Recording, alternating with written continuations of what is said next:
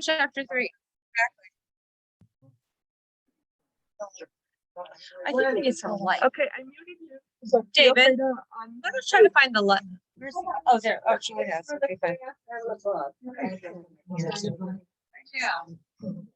Julie, there's a speaker tonight, right? It feels really dark. Yeah, you want to talk about the speaker tonight?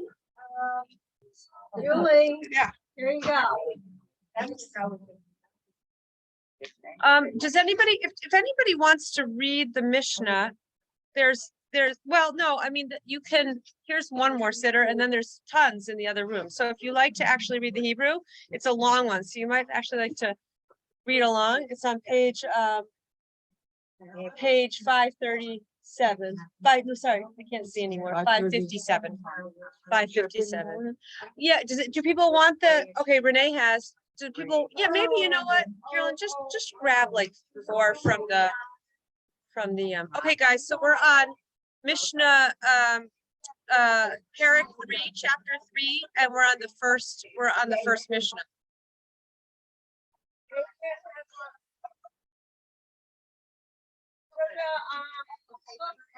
Okay. I hope you laugh. Great, okay, announce that. But you got the book, why wouldn't people just take the book? Oh, you only read on Kindle? Oh, really? You need the big print. Yeah. Thank you, Carolyn. Okay, here's the sitter if anybody wants. Chapter 3, verse 1, page 557.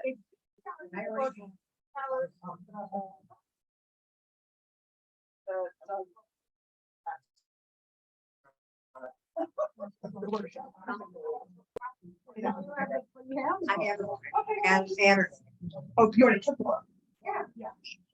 Yeah. That's great. Oh, I better check it. No, nobody else is coming. Okay, we've got a small, wonderful group today. Okay. Oh, you're. We'll wait for, is that Brenda? Hi, Brenda. Shabbos was so nice with everybody. Yeah. Nadine, Todd, you have to accept my apology now. It's hard to, like, if you feel like I'm not focusing on you, my apologies now. It's not because you're not absolutely wonderful. That's because I have a hard time. But what Shabbos was, it was beautiful. It was beautiful. It was beautiful. It was really, really beautiful. All right, we're ready to get started. What? What'd you say? What snarky comment did you make? Very snarky, I'm sorry. You want to let it pass? I'm letting it pass. Hopefully only Mimi and Adrian heard some basic murmurs. Hi, Hannah. Okay, we're ready to get started. Okay. I need my glasses. I can't see a thing.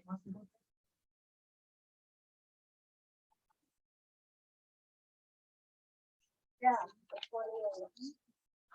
Okay. All right. We're ready to go. Wait, and there are some announcements. We have, where's Julie? Eve, what do we have? Eve, are there some, I don't know where Julie went, but are there important announcements? I know we have a good speaker tonight.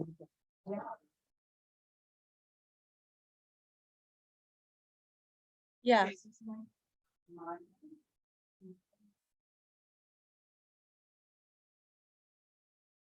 that's what it is.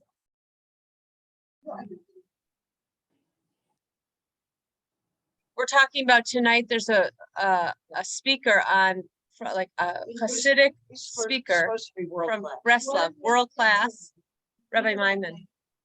Did he choose that name? Did he choose that name, or was he just so fit to have that last name? Yeah, which means like a believer. Turning around.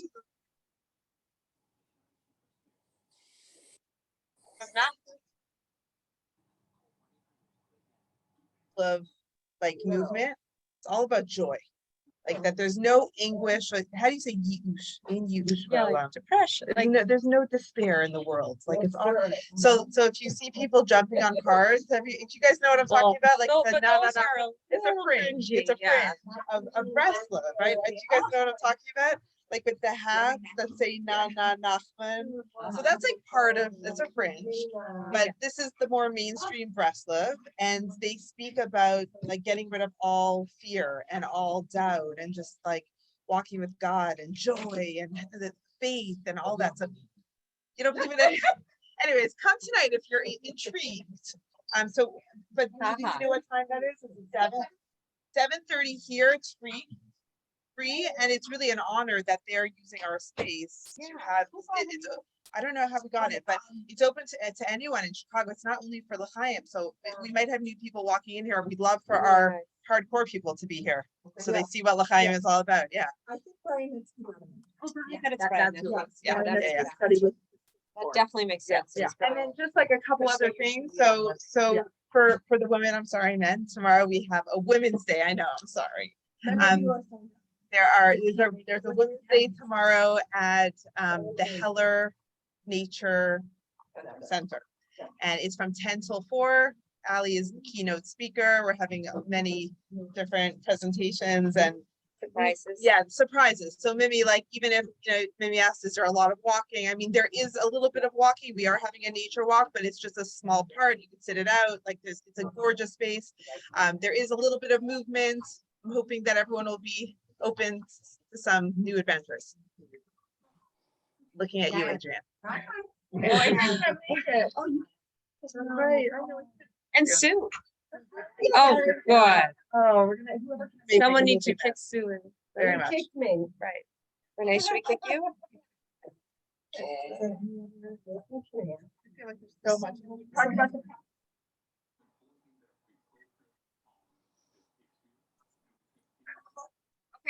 All right, everybody. We are on the third chapter. We are moving forward with these small, deceptively like pithy or like short phrases from our sages that and I think you're going to find this with Rabbi Myman tomorrow. What's so remarkable tonight? Sorry, that's the one way to screw up the schedule. Is that it's clear that Rav Nachman, who will get to know his teachings tonight, and his principal student Rabbi Natan, and the sages from Pirkei Avot from the Mishnah, they clearly wrote down truths that they understood we were going to need so profoundly, so many hundreds or thousands of years later.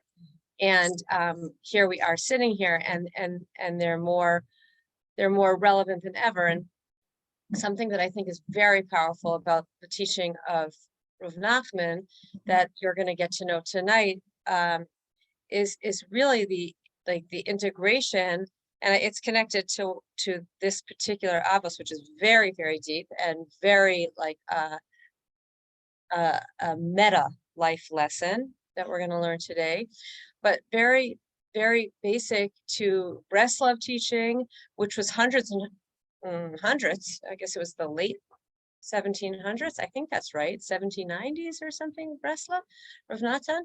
But I hope I got that one right. But the idea that that the societal pursuit of perfection, which we see so acutely and suffer so acutely from today, looking perfect, appearing perfect, posting perfect. The idea of being perfect is not a Jewish idea. The idea that our imperfections, even our lacks, the things we're lacking, they are guideposts for what we're meant to work on. In other words, the things that you're naturally good at, inclined toward, that's your sort of like, that's your kind of default operating zone, if you will.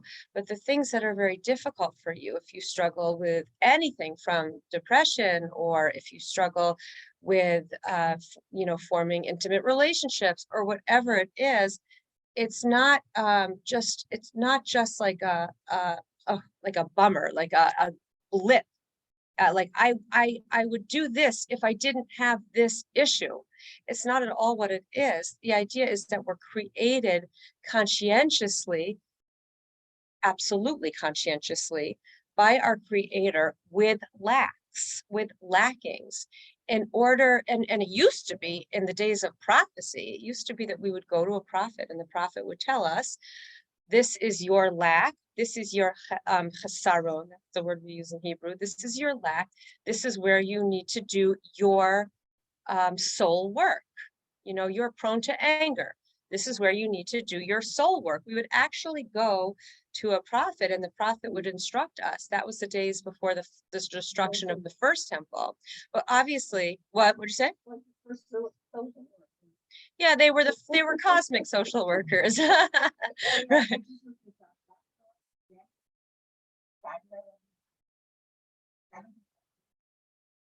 Oh, I'm very impressed with myself. I got right in the middle of those 2 days. Thank God. I'm glad it wasn't like, you know, he died 10 years ago. No, I knew that. So, and then his principal student, Rabbi Natan, he's also almost as integral, and he really took over his teachings and was the this isn't even what I was going to talk about, but just thinking about Rabbi Maimon coming tonight, and is a very deep idea in Breslin. Their Torah is for everybody, but I will tell you what's going on now in the Jewish world.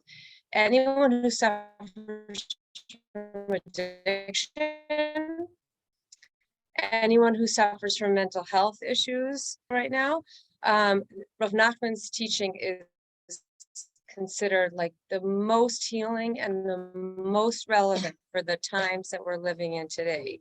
So what you're seeing in maybe the more religious world, or not even, is that the spiritual pathway toward coming closer to Hashem, not despite addiction, or not despite mental health, or not despite depression, or whatever it is, but through it, actually through the cracks. Isn't that what Leonard Cohen said? What is it? What's the wonderful line of the cracks, and that's where the light comes in? Remember?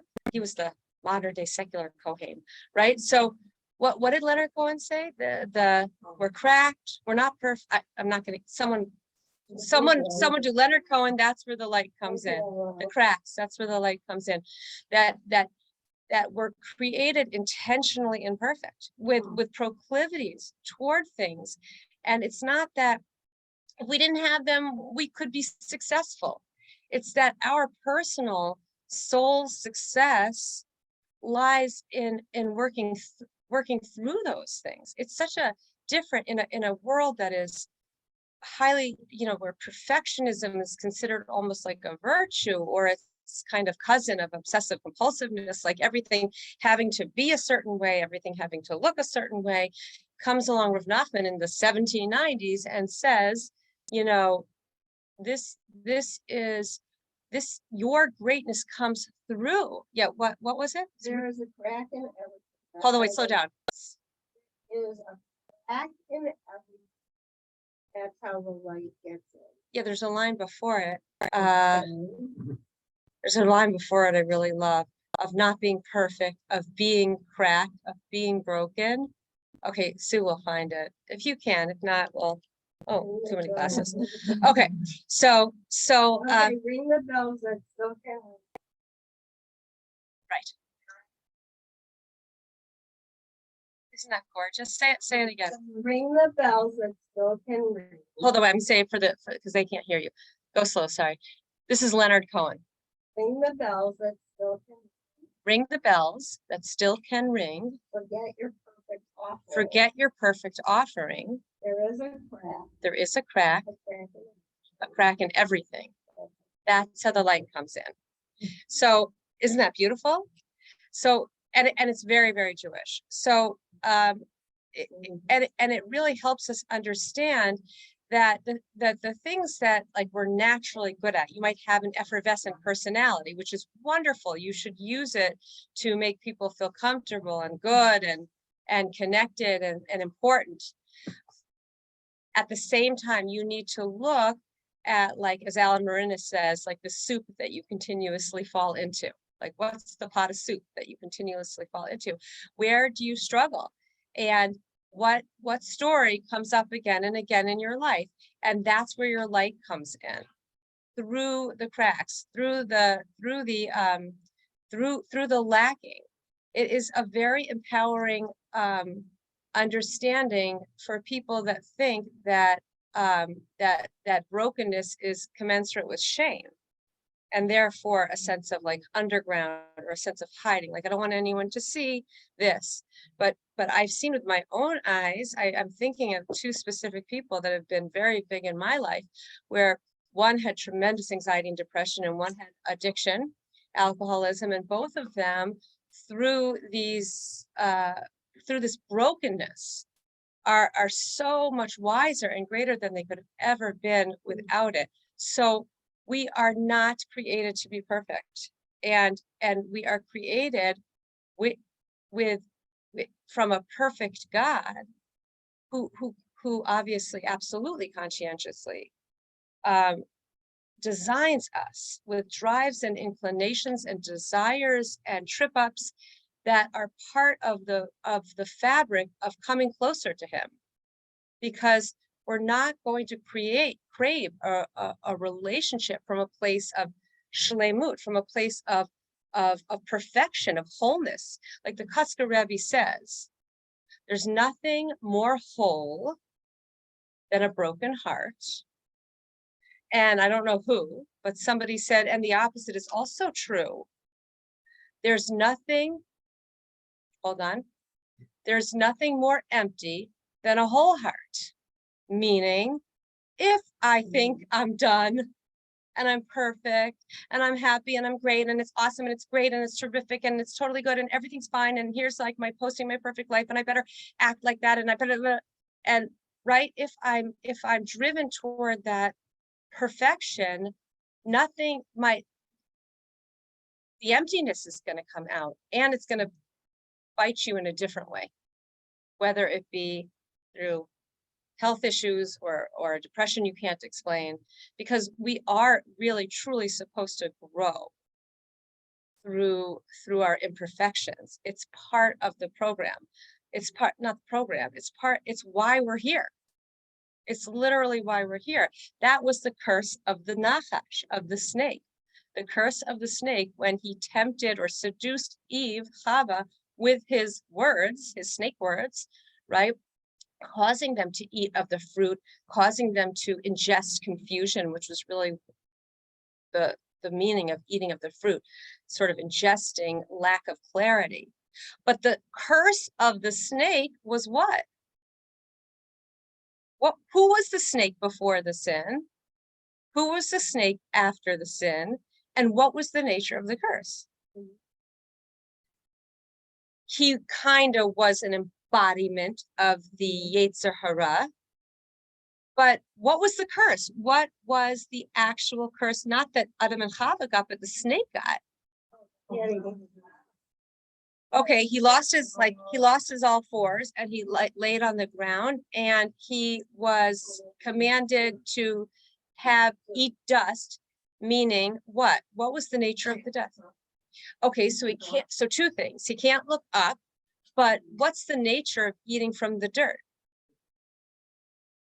He would always have his needs met. He wouldn't lack. The curse of the snake was, in essence, Hashem saying, I mean, I can't even say this in the mouth of Hashem, but like, you don't need a relationship with me. Like, I'm going to get all your needs met.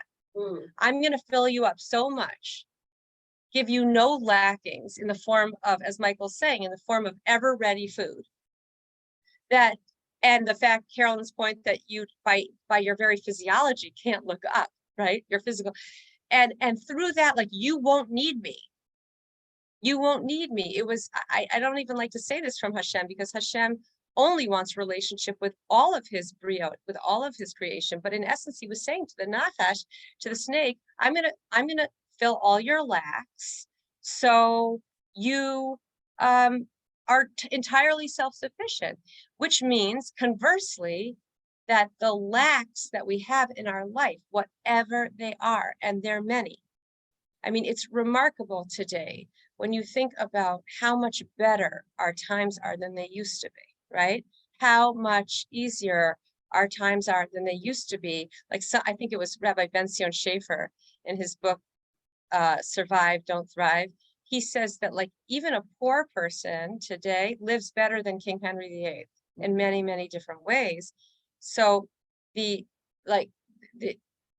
fact that so many our needs are met and yet people are suffering so much. I mean, Carolyn and I were just talking about like the suffering that's going on today.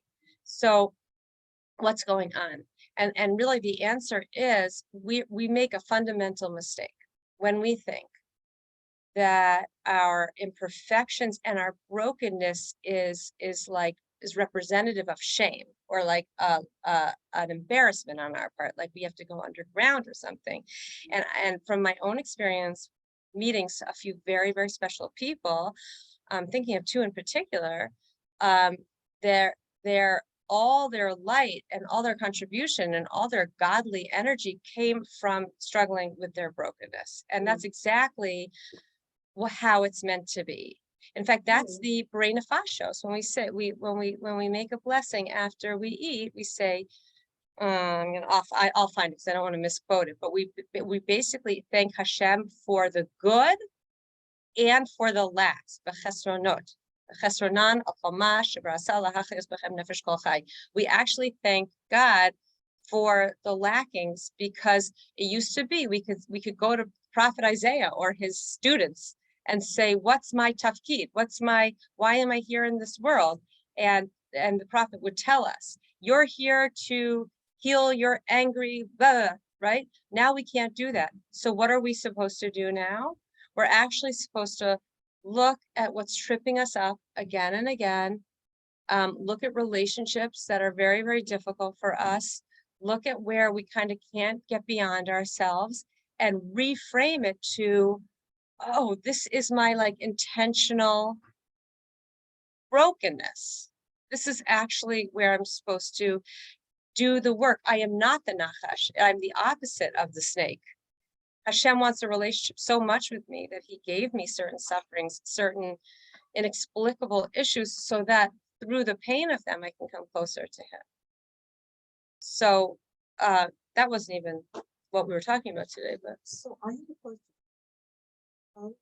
yeah. Are we not do this?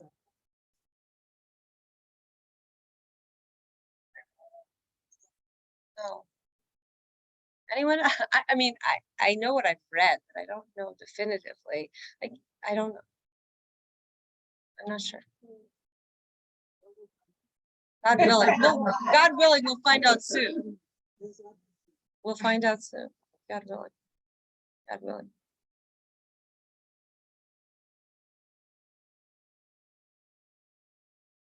We're not supposed to ask, Brenda says, for any of the lacks. That's right.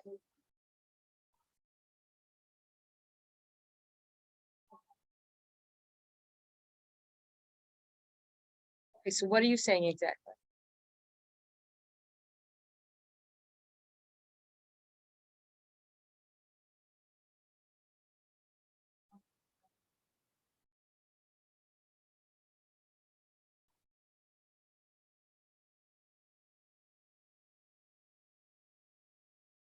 Well, maybe you just answered your own question, which is when I'm not facing overt crisis, how important it is for me to be living in gratitude, and how important it is for me to be living in gratitude when I am facing it. But I think you answered your own dilemma, which is what it means to live in gratitude when you don't have overt lackings. However, that being said, I think everybody can look at their lives. Yes, whether internal or external, but to be truly in gratitude. In fact, one of the women that I was telling you had such a big impact on me, she's really, really special. I hope she'll come to L'Chaim Center one day. She said that she suffered terribly from anxiety and depression. Like she was hospitalized and like a lot. And she said that, you know, she was not happy with her experience with psychiatry, but finally she went to one psychiatrist who gave her medication and told her it's going to take this long to kick in. However, the minute you leave these doors, there are 3 things you need to practice until the medicine kicks in and after the medicine kicks in. These are the 3 things. So this is a secular, this is not a religious psychiatrist. So I try to guess what those 3 things were. Exercise, not sleep, but no, it's okay. So water and sleep, I guess those are obvious, but whatever, I don't know what. Exercise, yeah, what? Gratitude. Well, close. Prayer.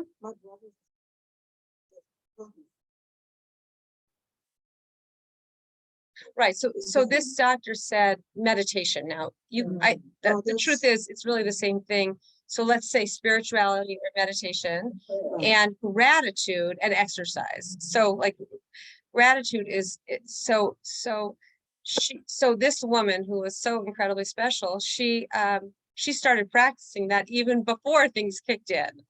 Right. And she said, not a day goes by, this was years ago, not a day goes by that she doesn't start her day with gratitude for her very breath, which by the way, the first thing you say, Elokai neshama shenasata bi, but also always remembering in addition that you thank God, the very first thing you do is thank God for your breath. But it's important to also understand that when we say neshama, we're talking about the neshima shel Elokim, that God blew of his divine energy into the human being like a glass blower, the commentators say. We use that metaphor all the time, like a glass blower blowing of himself into his product, right? The glass blower is the neshama, the breath of the glass blower. The kind of funnel that the breath goes through is the ruach. It's the wind. It's the part of soul that is like the catalyzing force. And then the glass itself, it represents the nefesh. Nefesh means resting place. It's like Shabbos v'yinafash. He stopped and he rested, right? So nefesh comes from v'yinafash, and he rested. So it kind of, soul energy rests in the form of the glass. So that's like 3 aspects of soul. But the reason I'm bringing it up is because not only are you thanking God for your soul, but you're also thanking God for your breath, because you're recognizing that every time I breathe, I am literally being sustained and gifted with this life flowing energy in and out, keeping me alive continuously at every moment. I'm only alive by this breath, this thing that is so invisible that I take for granted, that I don't think about. This is what's keeping me alive. And it's a reminder that just as God is continuously gifting, sustaining you through breath, it's also a reminder to us that we are always able to recreate ourselves. So just as God is continuously recreating us through breath, we are also able to continuously recreate ourselves. It's really the spirit of the times from the Shabbos Nachamu, which we just had after Tisha B'Av. I don't know, David said it at Shabbos, but I don't really understand why it starts then. But Shabbos Nachamu until Rosh Hashanah, it's the energy of heat, chad, shoot. So heat, chad, shoot is, heat is reflexive, like lahit labesh means to get dressed. Lahit palel means to pray, to reflect on oneself, right? Lahit chad, shoot is, lahit is reflexive. This is true because I have an Israeli here, so if I were making it up, she'd be like, that is so not true, right? Lahit chadash is new, is new, what? To renew, to be new, to renew, and the ut is the makes it a word, shameful love. That's grammatical. So to renew yourself, and that's what we're going to talk about a little bit more tomorrow, is just like God is continuously creating me anew through breath. It's not like he is not a God that made me and like we always call it the Aristotelian God, which is like the clockwork. Aristotle said there is a God, but he's a clockmaker. He winds the clock and then leaves you to your devices, which is why there's so much evil in the world, because he's not really involved anymore, right? I mean, terrible evil. Just today, I don't know if any of you heard the news of Great America, right? You know, last night there was a shooting. So like just evil in all the places that we think of for children, and, you know, just terrible evil. And Aristotle's reconciliation of the evil that penetrates society is, well, of course there's a primal cause. There must be something outside of space and time that doesn't need to be created, that stands outside of space, matter, and time, that causes the creation to be created.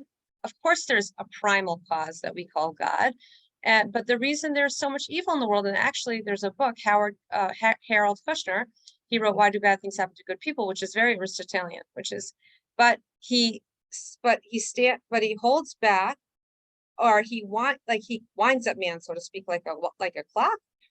And then the human being is left to their own like Hobbesian nature, which is why we're all like suffering, you know. So that is not at all Jewish.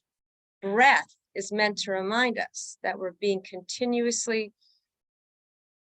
recreated at any time. And just as God is blowing of himself into us, causing breath at any given time, we too have the human capacity, being created in God's image.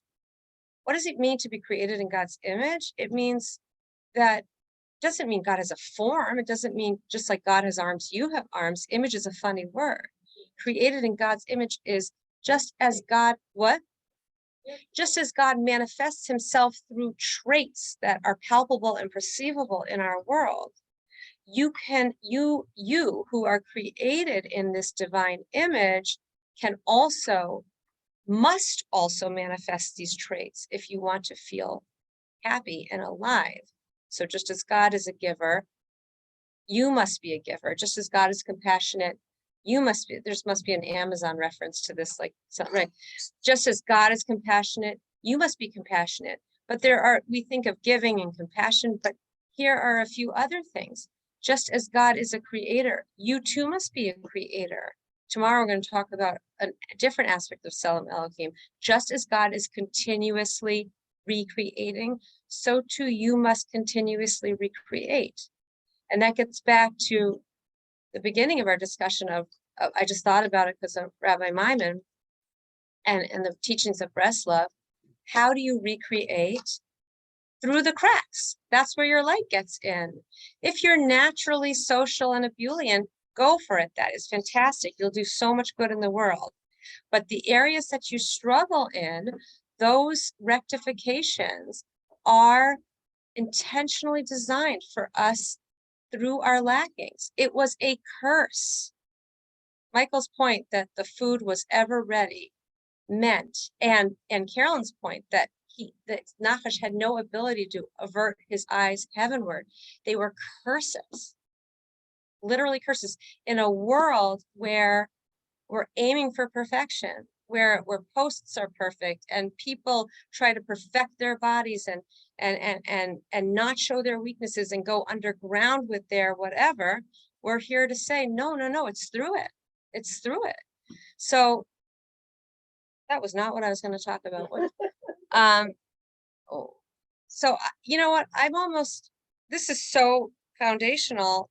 I will start it, but I'd rather hold on for a second and take thoughts, because I think what this is about is, and it's also, I'll just say that this is the energy, you know, we always learn, David always talks about this. I'm sure even Gadi too, that every time of the year has an energy, right? Pesach is freedom and Sukkot is simcha. And it's like the time when the energy is available to us, and the slinky nature of time. We've talked about this so many times that time is like a slinky.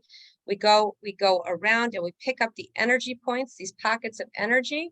But the more we work on something, we go up within ourselves, but it's the same energy point. So the energy point of the time that we're in right now is heat, chad, shoot. Just as God recreates me at every moment through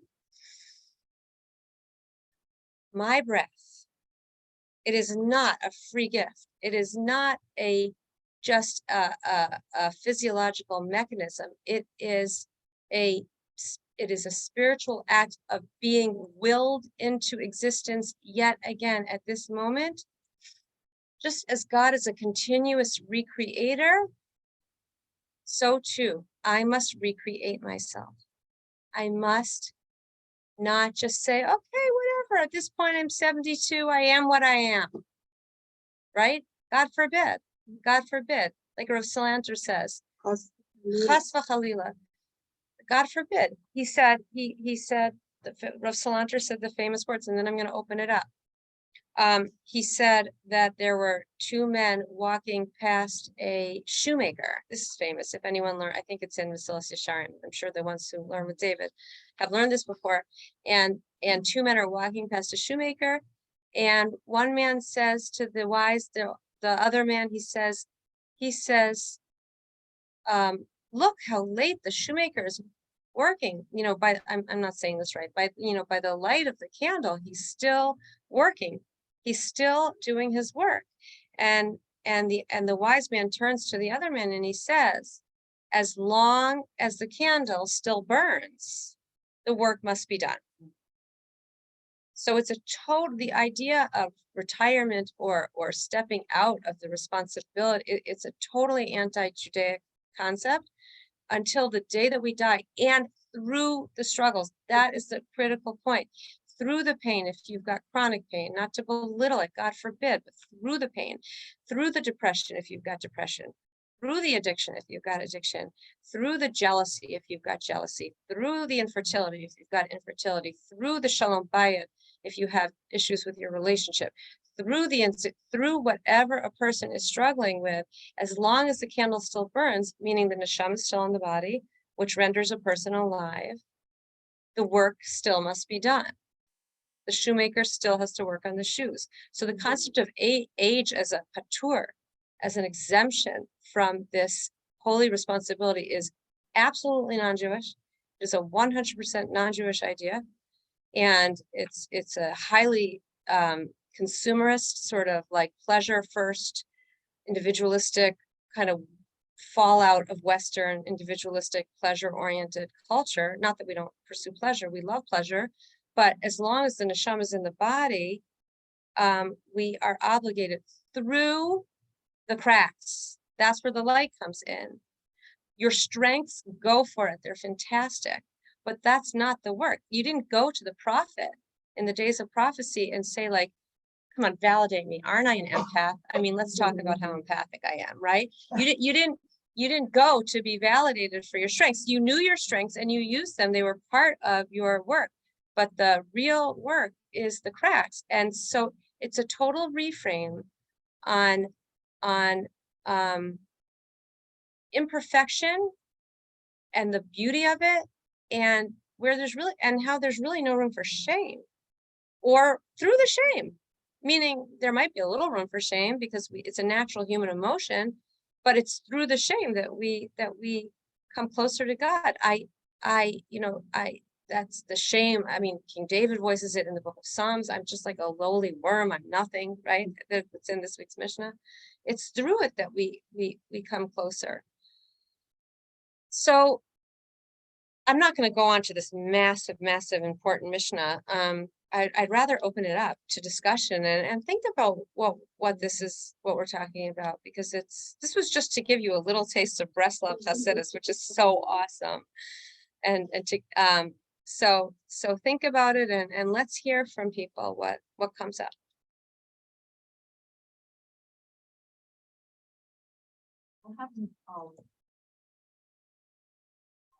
I want meditation is terrific. feel totally isolated. That's depression, like totally separate from the world. And if you meditate long enough, you feel that connection to Carolyn's talking about someone else. It could be a person experiencing or- depression. Sorry but I want to experiencing depression and the role of meditation. That depression leaves you feeling separate from and isolated, and meditation allows you to feel unified and connected to something. To something. And To I think something, right. You know, that's how you find art. But that's also how therapy, I think, active. If you're really in a depression, therapist, you have to find a connection with some other person, like, or like, She's saying that's the role of therapy too, the actual connection that takes place. what? Well, be careful because they're very human. Is it?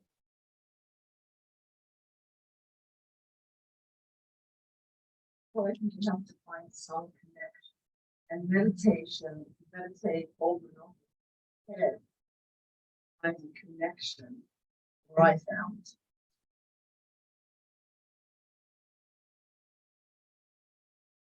In other words, it's a spiritual connection.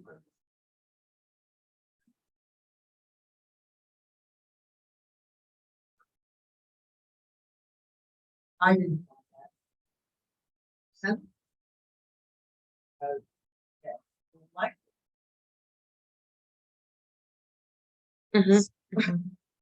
Talking about meditation as the pathway of meditation. Maybe that's why that psychiatrist told my friend specifically meditation. Maybe that's the reason.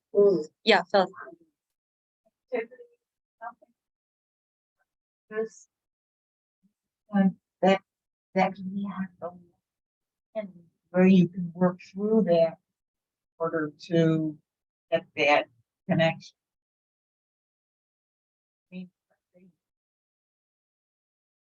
And they become people who, whatever it is, but I think that if they find some Mhm. connection, maybe it's a connection with their breath. So I think that's the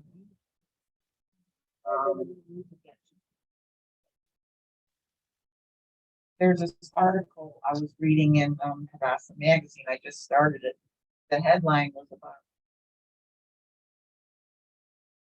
something about she felt so much shame that she was kill herself. Everybody first wrote the article she was doing, but she's had she had 4 abortions, and I haven't read deep enough to find out why. But she starts to say what was really going on is there's this great sense of disconnection. And it's through this disconnection, however it's manifesting itself for you. You have to use whatever vehicle you can, such as meditation or whatever it is. Get yourself reconnected or on the path to So this theme is really coming up, that disconnection, a sense of alienation is one of the most, what's the word? What are you saying under your breath? Common? What'd you say, Carolyn? no, I said it's Horrible, right. that you're Totally disconnected, right. totally. Also, Even though you're not. Carolyn, what advice? I think this is good because when you know that this is happening around you and disconnection is at the heart of the pain, what is the responsibility of another person? Given that at the core of this suffering is a sense of disconnection. No, I think just disconnection from all things. I mean, what can a person do or And this feeling of disconnection is the commonality between all these mass shooters. And But the reality, I have a situation in my family. You're saying that, wait, hold on, Mimi, just hold your thought, don't forget it. Sorry. Hold on, you're saying that at the heart of all this violence is incredible disconnection, alienation. So it's a very, very critical theme.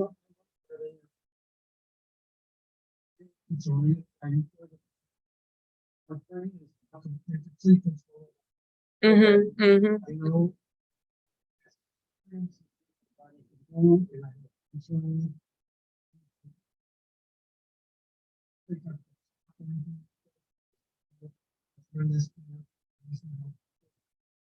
Mhm.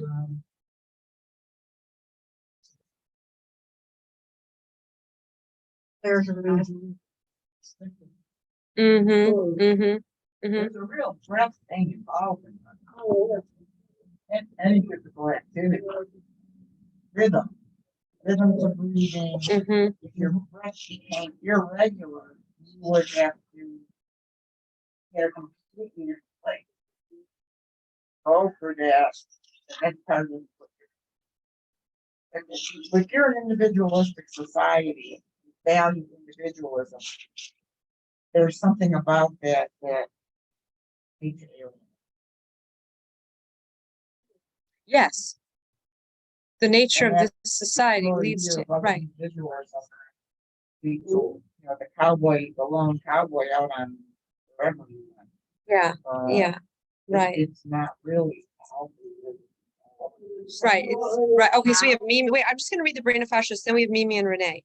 Okay, this is brain of fascists is after eating or drinking any food for which you don't bench on it, or you don't say them, if you don't eat like, you know, baked good, it's like if you, it's meats or vegetables or, you know, poultry or egg, whatever. It's one of the blessings that we say after we eat. We say blessings before and after.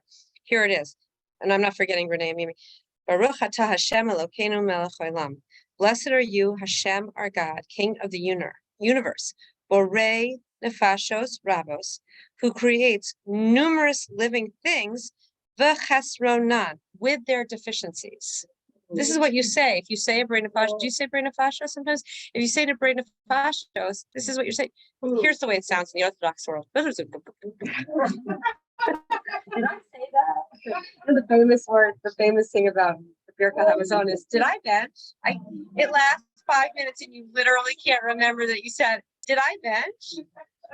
I literally, it's like when you drive on the highway and you can't remember. But I want to just read this. Okay, so. Oh, so if you, and by the way, I haven't forgot you, Renee and Mimi, for sure not. If you, there are different blessings. So if you eat bread, you say the Baruch Hashem.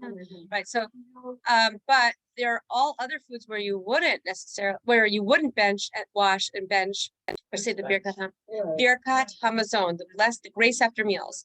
Do you remember when you can't, so, right, so after the meal, before the meal, you wash your hands in an interesting ritual way and you make hamotzi. Oh, and then nobody talks until you make hamotzi. You make hamotzi over the bread. And then when the meal is over, you say Birkat Hamazon, grace after meals. But there are other foods that you also say a blessing before and after. And one of the main blessings is called the Borei nefashos, which means the creates many living things. But here's the actual words. Blessed are you, God, King of the universe, who creates numerous living things with their deficiencies. For all that you have created with which to maintain the life of everything. Blessed is he, the life of the worlds. You are literally thanking God for your imperfections. Okay, Mimi, sorry. Okay, my question to you, this is a loaded question. I didn't know. How, if you know somebody who's having these issues, anxiety, depression, everything, how do you? I think they're stuck. Does that make sense? Well, I asked Carolyn the question. You didn't answer, Carolyn. What'd you say? I don't know, I'm not. It's somebody that I really, really care about. Okay, Carolyn, you're up. Isolated themselves from the world because of their emotional. I understand. Tell you what was the, and because you asked the question, I remember this. Okay. What is that? What? I went to a therapist where she said, she said a lot of words. Was, I can help you. Commitment to the other person saying that she. But I'm supposed to. Oh, You mean, And I don't you mean know. when the therapist said to you, I think I can help you? I think, in other words, the commitment. I Uh-huh. think I can help you. Think I can help you. I left that day. It was the first meeting. And it was the first time I Mm, somebody was committing to actually. listening. mm. But, yeah. So it wasn't necessarily what she did or said, it was that initial, Well, what she did was. I felt so. I couldn't help myself. Okay. And, think I can- That was the thing that stuck with me. Mm. As someone who knows. Mm. And she did. She did. She did. Yes, she did. It took a while. Mm. And I got a lot of extra, not gonna be able to happen. Renee, yeah, thank you, Karen, yeah. Renee and Stephen, no, that's okay, there's no backwards, there's,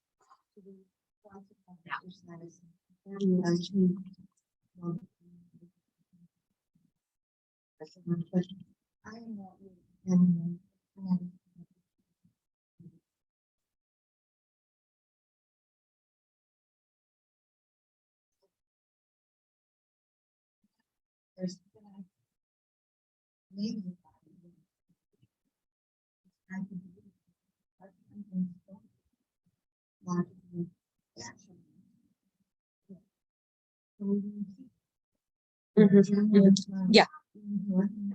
Yeah, yeah, yeah, yeah.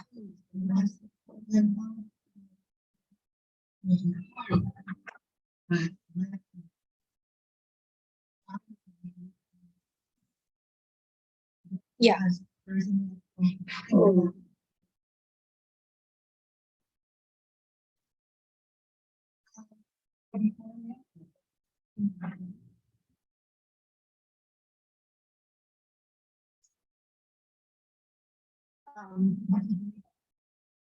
I think what you're saying is so profound, and the only thing I would not take issue with, the only thing I would challenge you with is like the zero sum proposition of, well, you guys are believers, I'm not.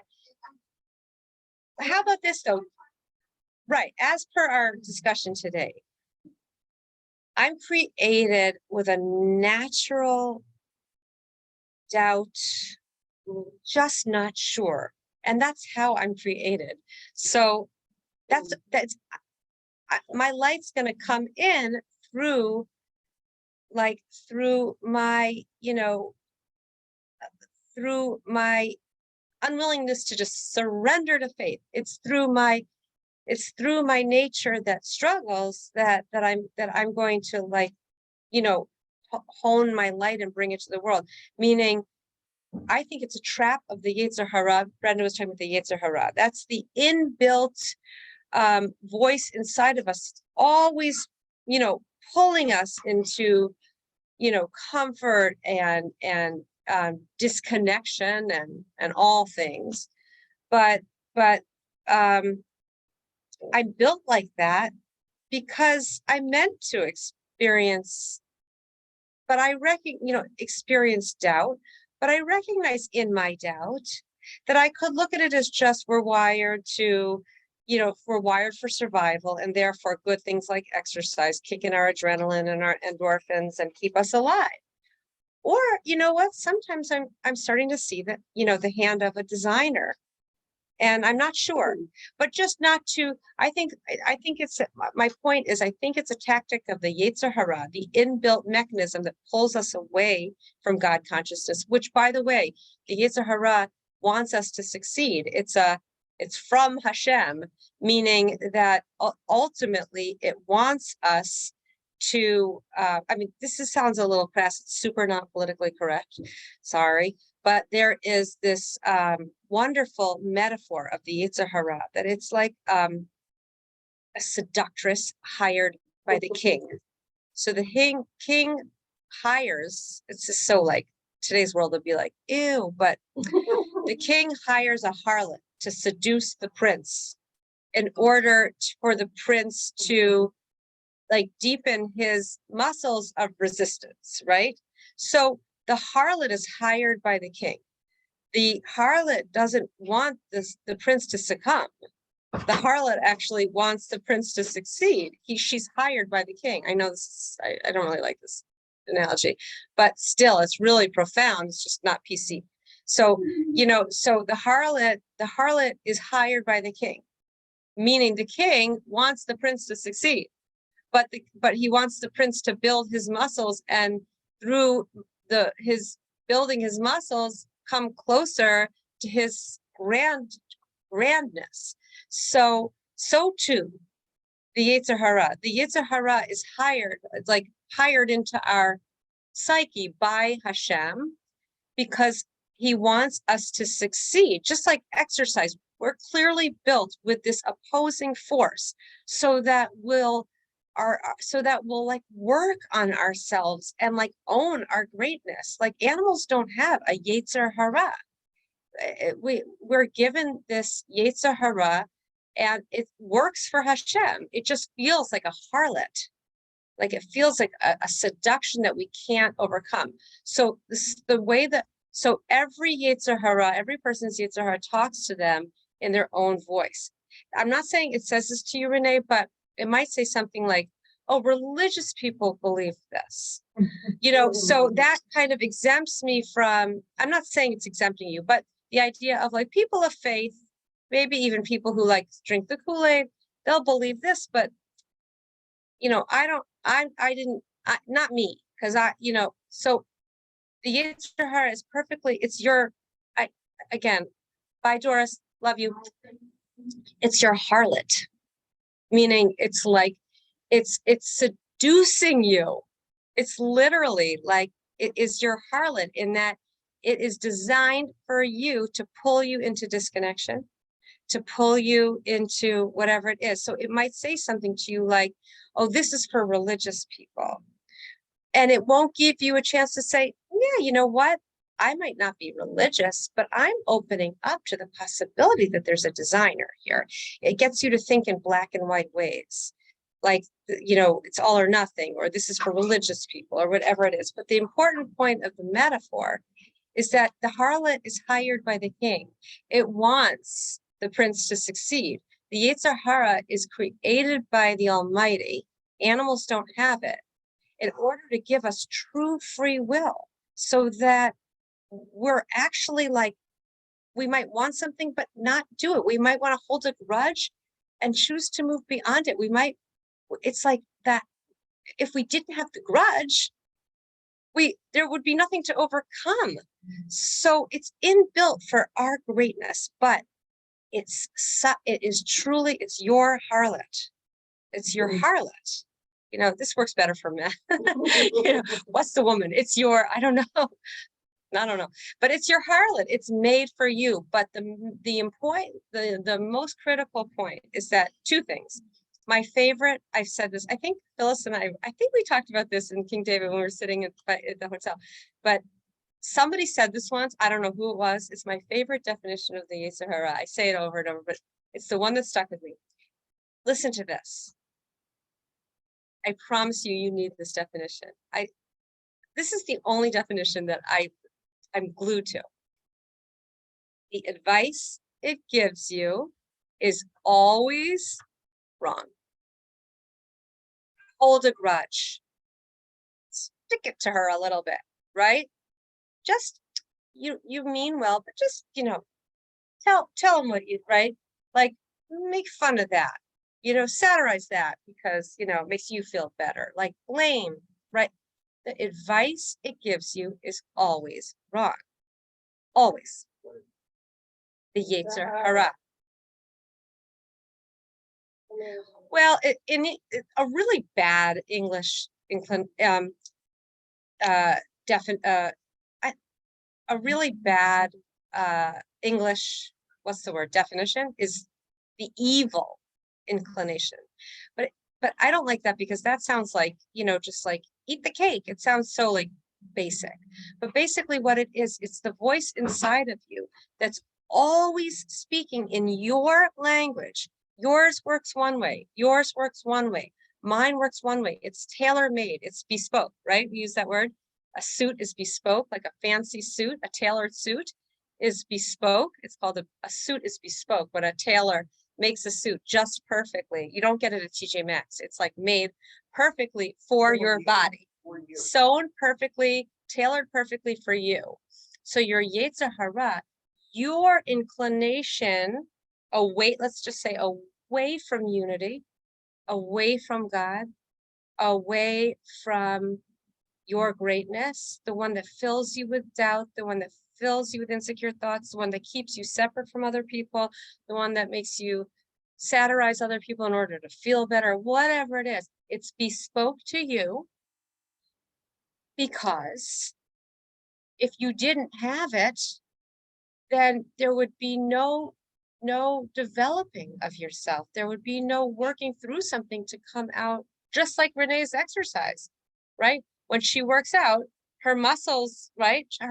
What does mean to work out? It means that your muscles experience a tension that allow them to build, right?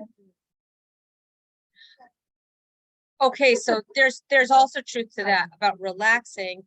We could pull that metaphor even farther. But to Stephen's question, it's the part of you that's the negative voice that's bespoke to you, like a fancy suit from Harrods, right?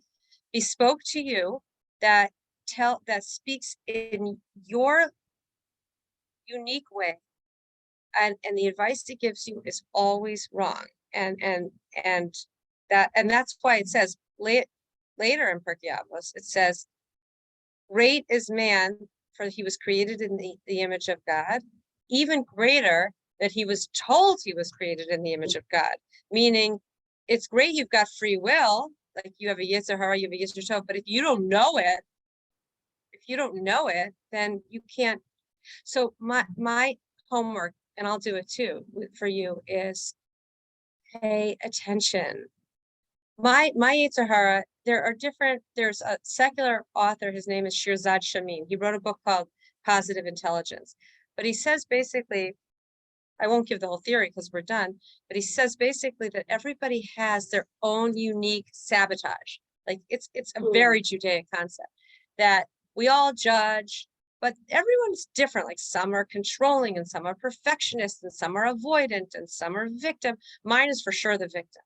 When my Yetzer Hara always says, oh, they're doing this to you and nobody understands you. It's the way, and if I'm really in it, I'm just in it. But I'm developed enough that I'm onto myself. As my friend Sophia Dober, she says, I'm onto myself. Like I got this, like I'm onto myself. I know that my unique bespoke Yetzer Hara speaks in the voice of the victim. No one's listening to me. No one, right? I'm not, what I have to say isn't important. It's just the way mine speaks, because mine's bespoke, just like yours. That's what the Yetzer Hara is. But it works for Hashem, meaning it ultimately wants you to succeed. This soul aspect of soul within the human being is for your success. The problem is we don't know we have it. So we get very seduced by it. I mean, is that clear? Is that you can see why it's not a PC metaphor. What'd you say? Not necessarily, yes, but it's not always doing the wrong thing. It's even thinking things that are totally off. Like, people can have grudges that are based on like cotton candy, like that they stick to they can be set. I've experienced this in my life and in other people's lives. They can be 85 years old, holding a grudge and a narrative about another person that they've milked and nurtured allowing them to feel vindicated or the victim or whatever it is, that was based on cotton candy, like it's not even real. Why?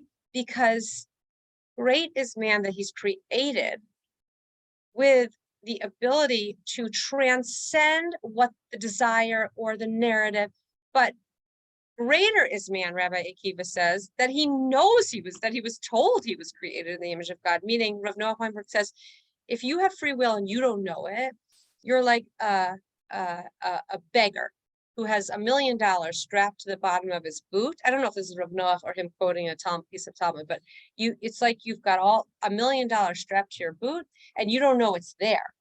That's the definition of a human being who's created with this push-pull in order to grow and doesn't know that they're created with this push-pull. They're just seduced by the harlot. So sometimes the harlot is really, really horrible. And sometimes the harlot's a little more innocuous, but the advice it's going to give you is always wrong. Pay attention to the inner voice that's telling you something that feels so right at that moment.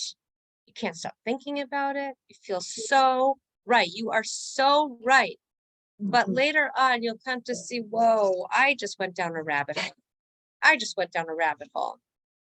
It just felt so right and so real, like that I got totally seduced. I love the word seduced. I love the harlot metaphor because it's a seduction. It's truly a seduction, right?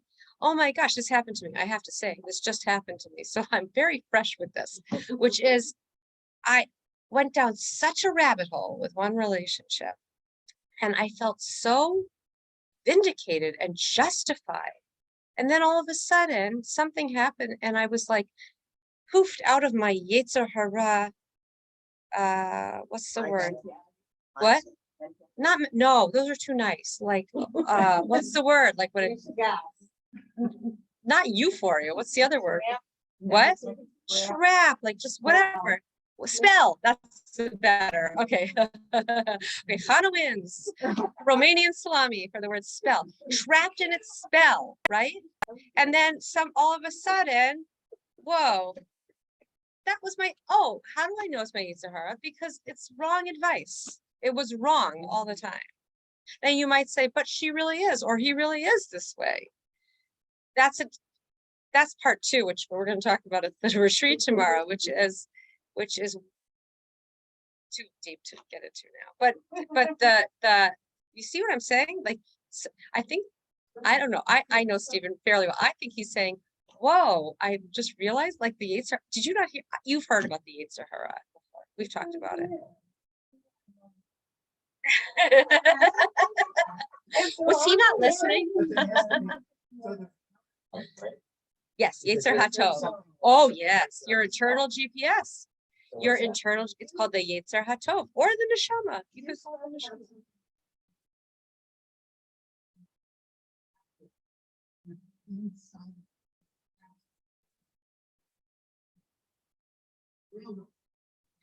Yes, it's called the Yetzer Hatov. You have your Yetzer Hara, the voice inside of you that by definition, in order for you to grow, has to pull you in the other direction, and then call it like a stopgap measure. You have an internal GPS that knows the truth. And the truth is always true. That's why in the holy tongue, in Lashon HaKodesh, in the essential tongue, meaning God's language, the divine tongue, where language is not created artificially, language is created essentially, divinely. So words tell us about the essence of the thing. That's why the word for truth, we talked about this a million times, but every time you hear it, it's like, whoa, is emet. So the letter Aleph is the first letter of the alphabet. Mem is the middle letter of the alphabet. Taf is the last letter of the alphabet. So the Aleph has 2 legs, feet, and then Mem in the middle of the alphabet has 2 feet, and literally the way the letter is constructed, meaning God creates the world with the Hebrew alphabet, and Taf is got 2 feet, meaning when something's true, it's true. It endures. It's stable. It's called yatzivut. It's actually stable. Whereas sheker, the lies that your Yetzer Hara spins for you, are sheker. They're always false. So the word is shin at a point, kuf at a point, resh at a point, and they're all on the second part of the alphabet, meaning they're like this, because they're not, it will not last. It doesn't have staying power. It's not real. It's not real. It's going to fall. It's going to topple over. Empires that are false, as recent as the Soviet Union, right? As recent as modern history, they fall, they collapse. Rome and Greece and the Ottoman Empire and the Babylonian Empire and the Persian Empire and the Syrian Persian Empire and Nazi Germany and Soviet Union, things that are built on falsehoods. And we'll see about America. We'll see where it goes, but they fall. But when something's built on truth, it endures. So that's true on a macro level, but it's also true within you, that your body is like, you are like a tuning fork, right? A tuning fork. When you believe a falsehood, let's say you're very filled with rage at a person, right? What happens? You get very upset, your emotions get all boiled up, you're very anxious, you ruminate, and your physiology reacts, your stomach clutches, your heart rate goes up, your jaw clenches, right? So what does that mean? That your feelings and your physiology are telling you you're believing a falsehood. Whereas when you are believing truth, the unity of things, the essential goodness of God and his eternal connection with human beings, the essential goodness of people, the power of giving, the power of being part of something greater. When you're connected to something that's true, you sense the calm and serenity of it in your body and in your feelings. So why? Because we're like tuning forks, telling us when we're believing a falsehood and through our feelings. I mean, someone once said this and I was like, whoa, that is the coolest thing I've ever heard. God gives us feelings, like, why does God make our endorphins like, whoop, why does God give us feelings? They're barometers of whether our thinking is on Yetzivut, Emet, or if it's off, sheker, anxiety, negativity, jealousy, right? So that's why we have feelings, so that we'll feel crappy, right? And then we can say, oh, I'm feeling really bad. I must be believing a falsehood. Or my jaw is clenched. Why is my jaw clenched? Why is my stomach in knots? I must be believing a falsehood. What am I believing right now that's making me feel this way? They are literally barometers to question our thinking. It's really, is that not cool? I think it's super cool. Yeah. Do you think those same feelings in certain situations?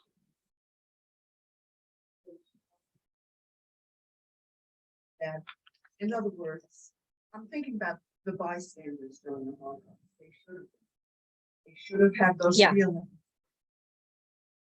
That is true. Those same feelings, that's what makes it so different. Wait, Same- say it again. Those same feel like sometimes something to be good, Yeah. like child, you Uh-huh. have to withhold and not give what you naturally would. You mean you go because- against your sense of emet? Exactly. Is that what you're saying? When we go against? Kinda like it. So what conclusion are you So drawing? I'm saying those same feelings, saying you can have those feelings and it really is telling you about it is true. So, in other words, the Yetzer Hara switches Mhm. kind of. That's what it means to be on this stuff. Yeah, I think No, I so think I you know get I'm what you're saying. like, Yeah, And I'm reading that on Einstein. Yeah. And in other words, that did they feel peaceful because they were feeling the truth of what was going on? Like, Know what I'm No, saying? I would definitely say that, that whenever a person believes a falsehood, like Michael was saying, the rationalizations kick in, hatred of other people kick in. The principle is always true, which is when I'm believing a truth, even if it's hard, if it's a difficult truth, I, my body and my emotions I will feel a certain calm and a sense of clarity or a sense of peace because I'm connecting to truth. And the moment I'm believing a falsehood, my body, as they say, like your body keeps the score, right? Like your body will tell you, or your feelings will tell you. There are ways that we're divinely created to keep us choosing life, to keep us in, like, able to make a choice. So I know, even though sometimes I'm down such a rabbit hole that I don't even see the light necessarily at the end of the tunnel. So that can happen where you're too far in, you can't, right?